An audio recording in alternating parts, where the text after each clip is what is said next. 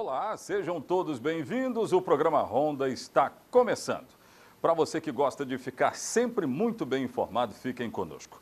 Já deixa eu falar com a minha produção. Produção, tudo bem? Hoje eu quero explicar a história de procurar o canal TV Sim, canal 16.1. Tem muita gente ainda mantendo contato conosco, alguns até desesperados. Poxa vida, eu não vi o Ronda da cidade ontem. Muito fácil, daqui a pouco a gente vai explicar para você. Fique ligado, é porque nós já estamos em digital e é assim mesmo, né? Essa conversão foi importante para que nós pudéssemos apresentar para você uma imagem muito melhor, com uma qualidade incomparável, para que os nossos serviços aqui pudessem ser vistos de uma forma bem mais agradável, não é verdade? Daqui a pouco nós vamos trazer isso. Mas eu quero começar o programa fazendo uma pergunta que é pergunta também de moradores de Linhares. Mike e Douglas, pilotos que saíram de Asa Delta, do bairro Jardim Laguna, com destino a Mucuri, sul da Bahia. Saíram no dia 21 de setembro para um encontro de pilotos de Asa Delta. Eles estariam em Mucuri. Outros pilotos até apareceram, menos Mike e Douglas. Produção, eu tenho imagem aí de Mike e Douglas. Nós mostramos a exaustão. Por que eu estou lembrando esse caso agora, logo no começo do programa? Olha eles aí.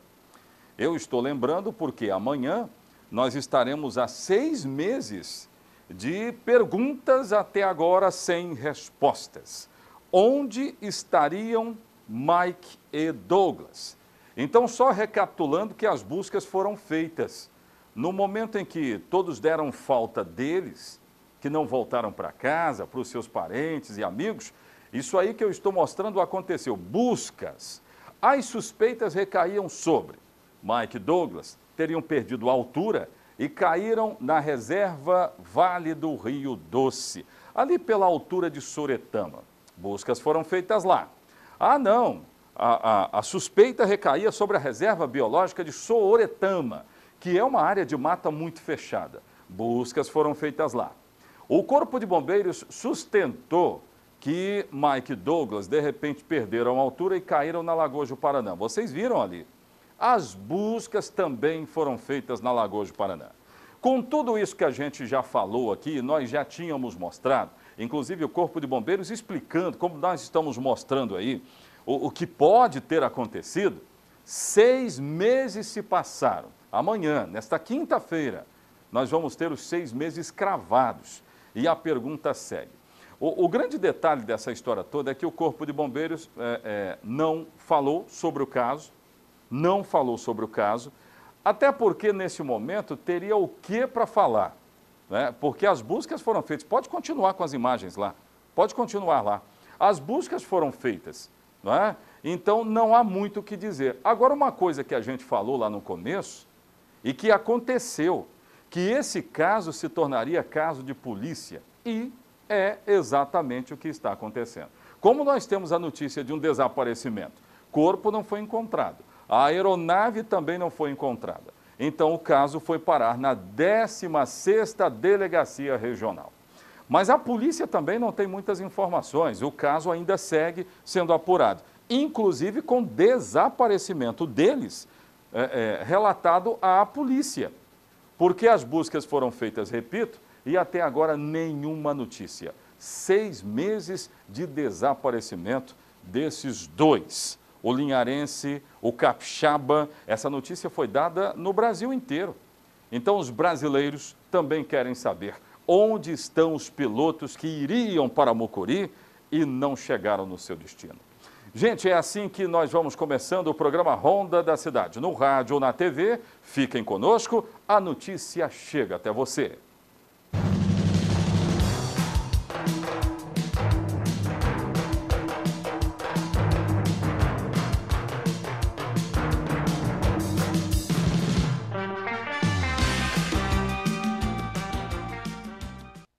Produção, eu posso explicar agora como é que acha o canal 16.1? Tem muita gente querendo saber disso, porque não conseguiu, e a gente considera que isso pode acontecer sim.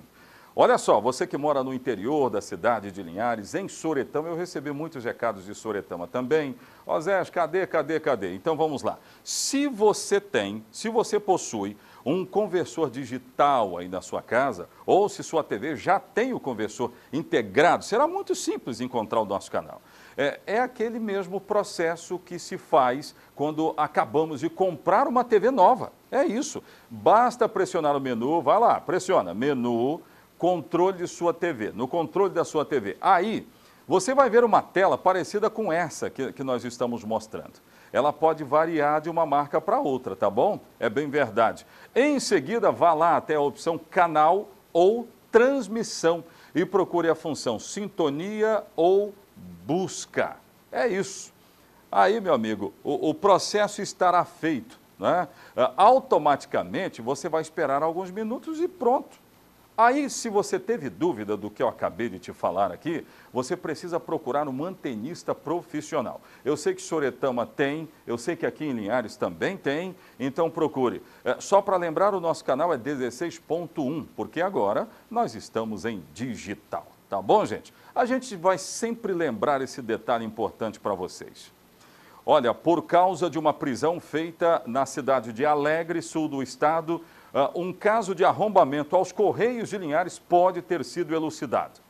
Suspeitos presos de arrombamento ao Correio de Alegre podem ter passado na cidade de Linhares. Produção, eu recebi aí algumas imagens deles, né? Caso registrado em Alegre. Olha só, nós temos, essa chama-se Carla, prenome Carla. E os seus companheiros, Bernardo, Leandro, foram presos. Eu estou dando prenome aqui, que foram prenomes citados pela polícia. A história deles é o seguinte: na madrugada de hoje, por volta de 1h30 da madrugada, um carteiro, que também é supervisor dos Correios lá de Alegre, pressentiu, viu uma luz acesa, só que 1 da madrugada não tem expediente no Correio de Alegre. Aí ele chamou a polícia. A polícia esteve lá e encontrou um homem de prenome Bernardo. Bernardo se enrolou, vai daqui, vai dali. Bernardo não tinha muito o que explicar para a polícia. Mas a polícia acabou descobrindo nesse caminho todo a presença de um casal, Leandro e Carla, que estavam lá no interior desta agência bancária que fica exatamente nesse ponto que a gente mostrou. E aí, depois disso, o casal foi encontrado, inclusive essa que eu estou mostrando. A polícia passou a interrogá-los. Aí eles disseram o seguinte: tem outros componentes do grupo. A ideia era, de fato, arrombar o cofre da agência lá de Alegre. Era para arrombar o cofre, mas a coisa deu errado. E aí, depois disso, eles afirmaram que iriam fugir usando esse veículo I-30 que nós mostramos. E outra afirmação importante, que eles passaram aqui pela cidade de Linhares no mês de janeiro e arrombaram a agência dos Correios, que fica no centro da cidade de Linhares. Tá vendo? Numa tacada só, a polícia pode ter resolvido vários casos de arrombamentos à agência dos Correios. E eu quero lembrar que é um caso federal. É um crime federal que vai ser apurado e está sendo pela Polícia Federal. Claro que todas essas informações que eu dei aqui estão aí, ó, nesse boletim de ocorrência, e tudo isso vai chegar na Polícia Federal. Repito, é um crime federal porque nós estamos falando de um órgão sob poder do governo federal. Daqui a pouco de volta, produção, eu tenho outras informações para mostrar. Eu vou falar sobre acidente. Tem um ponto aqui da cidade de Linhares que está preocupando demais. Acidentes registrados nesse ponto, no centro da cidade, que eu vou mostrar daqui a pouquinho no Ronda da Cidade. Eu volto já.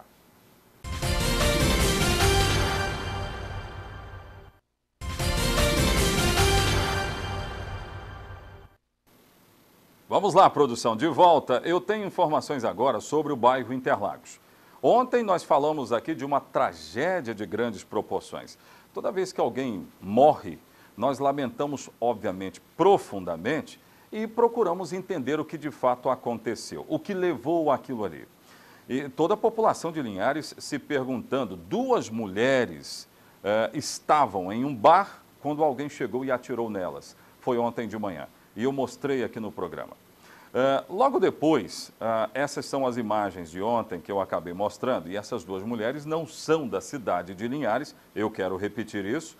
A polícia já, depois de identificadas as mulheres, já disse que elas também tinham passagem pela polícia, uma série de coisas. Agora tem as investigações que seguem na 16ª Delegacia Regional aqui da cidade. E esse foi o estabelecimento comercial onde tudo aconteceu, que hoje amanheceu desse jeito aí que a gente está mostrando. Inclusive, produção, eu falei aqui sobre regras estabelecidas em lei municipal, devidamente aprovada pela Câmara Municipal, sobre o funcionamento de estabelecimentos comerciais. Sabe que ontem a Prefeitura se fez valer exatamente dessas regras e anunciou a interdição desse estabelecimento? Pois é, fica na Vasco Fernandes Coutinho, né, próximo à pracinha do Interlagos, e houve várias reclamações de moradores aí, pedindo, né, o fechamento, ou pelo menos pedindo providências, não é? Porque o barulho, o som alto era muito exorbitante, e aí as pessoas preocupadas, todos preocupados. O capitão Nunes, ele falou com a nossa reportagem a respeito dessa possibilidade logo pela manhã. Quando deu a tarde, o bar acabou sendo fechado. Então, está dentro da regra. Aí, numa nota oficial, é bom que se diga isso, numa nota oficial, a Prefeitura de Linhares, ela disse o seguinte: a Prefeitura informa que o estabelecimento comercial foi interditado no dia 10 de junho do ano passado. Já havia, portanto, sido interditado no dia 10 de junho do ano passado. Só que aí o proprietário atendeu às exigências para reabri-lo. Então, regra para um, regra para todo mundo. Se ele atendeu, está tudo em cima, né? Volta a funcionar. Na época foram constatados que, além da perturbação da ordem, o estabelecimento estava atuando de forma diferente do que estava no alvará. E é um dos detalhes citados em lei, porque se estiver funcionando de forma diferente do que está no alvará, está passível de ser interditado. E um dos motivos que levaram as autoridades a fechar esse bar. Agora, outros detalhes. Aí, diante do fato, segue a nota, e tendo em vista a necessidade de manter a ordem, porque, na verdade, o problema era esse, a segurança, a saúde também, o bem-estar da população, a Prefeitura não teve dúvidas e acabou interditando o estabelecimento comercial. Então, o fechamento dessa história toda, que foi pedido, inclusive, por moradores aí, que não se esconderam não, viu? Não se esconderam não. Eles falaram sobre isso à exaustão. Olha, nós não estamos aguentando mais. O problema aqui é esse. Então, está fechado. A imagem que eu mostrei é de hoje de manhã. E aí a Prefeitura se fez valer exatamente do que estava na regra municipal, né? É isso aí. Olha só, eu recebi um vídeo lá de Colatina, da ponte de Colatina, que eu não utilizei ontem, mas muitas pessoas pedindo para a gente comentar esse vídeo, né? Um motorista que acabou dormindo dentro do caminhão. Ontem nós tivemos aqui um programa Ronda da Cidade, só com notícias de Linhares, e estava bem cheio, né? E aí nós não usamos esse vídeo. Então tá legal, para você que ligou, para você que perturbou, gente, é pelo menos pitoresco, é um negócio meio doido. O motorista parou o caminhão em cima da segunda ponte de Colatina e dormiu. O flagrante foi esse aí. E é claro que não se faz, né? Pelo amor de Deus, parar em cima de uma ponte dessa, não. Eu tenho aí essas informações, produção? Põe no ar. A ponte Sérgio Ceoto, conhecida como Segunda Ponte, fica na BR-259 em Colatina. É a principal ligação para quem sai da BR-101 em direção ao norte do Espírito Santo e para quem vai em direção ao leste de Minas Gerais. O movimento ali é intenso. Uma equipe da Força Tática da Polícia Militar do 8º Batalhão chegou ao local e encontrou a carreta estacionada no meio da ponte. O lugar não possui acostamento. Para a surpresa dos militares, o motorista estava deitado no banco e acordou totalmente desorientado, com fortes indícios de uso de droga. Esse vídeo foi feito pelos PMs e dá para observar como o motorista estava completamente atordoado. A carreta, que estava com o motor funcionando na hora da chegada da polícia, apresentava uma avaria no para-choque do lado direito, o que deve ter sido provocado por alguma batida antes de ser parada na segunda ponte. O condutor infrator foi identificado como Rafael de Assis Ramos. Segundo o relato no BU, Boletim Unificado, apesar de uma longa conversa dos policiais, ele resistiu à prisão e a PM precisou fazer uso de força moderada para a imobilização. Em depoimento, Rafael confessou ter feito uso de rebite, uma substância que age no sistema nervoso central e é um estimulante que faz o cérebro trabalhar mais rápido, causando a sensação de falta de sono. Além disso, foi encontrada no interior da carreta uma pequena quantidade de cocaína. O caminhoneiro também confessou ter feito uso da droga juntamente com o rebite. Rafael foi conduzido à Delegacia de Polícia de Colatina, onde ficou à disposição da Polícia Rodoviária Federal, que tomou as medidas administrativas no caso. A carreta foi retirada do local pelos militares e parada num acostamento seguro às margens da BR-259.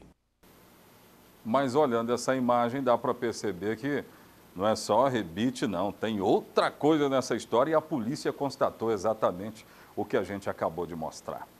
Daqui a pouco de volta eu vou falar sobre acidente num trecho aqui da cidade que está complicado. E o acidente que eu vou mostrar não é o primeiro, não. Foram vários acidentes no mesmo trecho. Eu vou falar sobre acidentes no próximo bloco do Ronda da Cidade.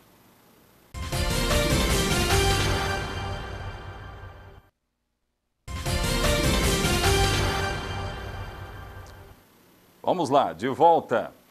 Uma das reclamações que eu tenho recebido aqui da população é que existem alguns trechos da cidade de Linhares que são perigosos, cruzamentos. E eu vou falar de um deles agora, num caso que aconteceu em plena tarde de domingo. E eu vou dizer de novo. Sabe por que de novo? Porque eu já falei aqui, produção, várias vezes de vários acidentes no mesmo trecho. E domingo aconteceu de novo. Coloca aí, por favor. Coloca aí, põe no ar. Olha só, como diriam, de pernas para o ar. Esse cruzamento é da Nicola Biancardi, com a Nogueira da Gama. Por várias vezes eu já relatei casos de acidentes, porque quem vem descendo aí pela Nicola Biancardi, não tem a ciência exata de que ele pode seguir, é eu que paro ou é quem vem da Nogueira da Gama descendo para o Colina, que é exatamente o que esse ônibus está fazendo. Gente, é necessário ter uma sinalização melhor aí, não é não? E essa opinião não é só do Oséias, não, é de moradores ali do entorno. Graças a Deus, alguns casos foram de ferimentos leves, não é? Pessoas tiveram ferimentos leves, mas já aconteceu morte aí, ó, nesse cruzamento. Aí o que os moradores pedem? Pedem mais sinalização para definir quem é quem nessa história toda. Vou repetir, hein? Não foi o primeiro, nem o segundo, nem o terceiro. E já aconteceram mortes nesse trecho da cidade de Linhares. Tomara que seja resolvido o mais rápido possível, né? Pelo menos assim a gente espera. Agora, vamos falar sobre acidentes no estado do Espírito Santo. Infelizmente, o Espírito Santo está acima da média quando o assunto é mortes no trânsito. Antes de chamar uma matéria sobre isso, você sabe que quando nós falamos de mortes no trânsito, nós estamos falando do aumento da violência, porque essas mortes são consideradas mortes extremamente violentas. Aí quando alguém ouve dizer que os números relatam que o município tal é muito violento, você pode colocar aí que entraram as mortes do trânsito também. E o estado do Espírito Santo está nessa média lá em cima, em relação aos demais estados da federação. Eu tenho essas informações. Põe no ar. O Espírito Santo registrou 21 mortes no trânsito para cada grupo de 100 mil habitantes em 2017, acima da média nacional, que foi de 18 mortes no trânsito para cada grupo de 100 mil. O dado é referente a um estudo divulgado pelo Observatório Nacional de Segurança Viária. Foi neste ano que a maior tragédia rodoviária do estado aconteceu. No dia 22 de junho, na BR-101 em Guarapari, em um acidente envolvendo 2 ambulâncias, uma carreta de granito e um ônibus de viagem, 22 pessoas morreram e mais de 20 ficaram feridas.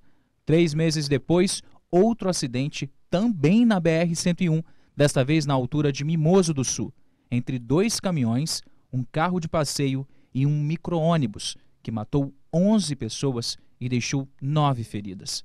Para este especialista em trânsito, o preocupante dado está associado à falta de investimentos em campanhas de conscientização e educação no trânsito. Existe um ditado que você não pode cobrar se você antes não educar. E é por aí. Eu não posso hoje sair distribuindo autos de infrações, multas, guinchamento de carro, moto, se eu não primeiro educar esse motorista. Outro dado alarmante do estudo do Observatório Nacional de Segurança Viária é com relação a mortes de pedestres. O Espírito Santo está entre os 3 estados que mais registraram esse tipo de ocorrência. Nós estamos atrás apenas do Distrito Federal e do Paraná. O Detran no estado contesta os números do estudo do observatório. Segundo o Detran, em 2017 foram mais de 900 mortes nas estradas do Espírito Santo. No último ano, foram pouco mais de 740 vítimas fatais, o que representa uma queda de 18,3%. Mesmo assim, no primeiro mês deste ano, 59 mortes foram registradas contra 53 no mesmo período de 2018. É uma redução importante, significam vidas preservadas, significam vítimas que evitamos que se tornassem sequeladas, não morrem, mas ficam sequeladas. E estudos apontam que a cada morte você pode calcular em torno de 7 vítimas que ficam sequeladas gravemente, impactando a saúde, a previdência, a própria economia, né, do país. O diretor também afirma que o Detran investe em ações para conscientizar motoristas. Acontece durante todo o ano, em todo o estado, a nossa equipe interage com prefeituras, faculdades, escolas. Temos o mês de maio, que é o Maio Amarelo, que neste ano vamos fazer o seu lançamento nacional aqui no Espírito Santo, chamando ainda mais a atenção para continuar a mobilização e continuar reduzindo os acidentes. Pois é, só que o Detran discorda dos dados, né, do Observatório Nacional de Segurança Viária. Mas é fato que muitas pessoas ainda têm morrido nas estradas do estado do Espírito Santo. Produção Honda hoje, então, fica por aqui, não é? Nós agradecemos a sua audiência. Amanhã eu estarei de volta. Um lembrete importante. Todas as quartas-feiras, a nossa primeira edição aqui é às 13 horas, excepcionalmente nas quartas-feiras. Tá legal? Eu estarei aqui esperando por você. Até amanhã. Tchau, tchau.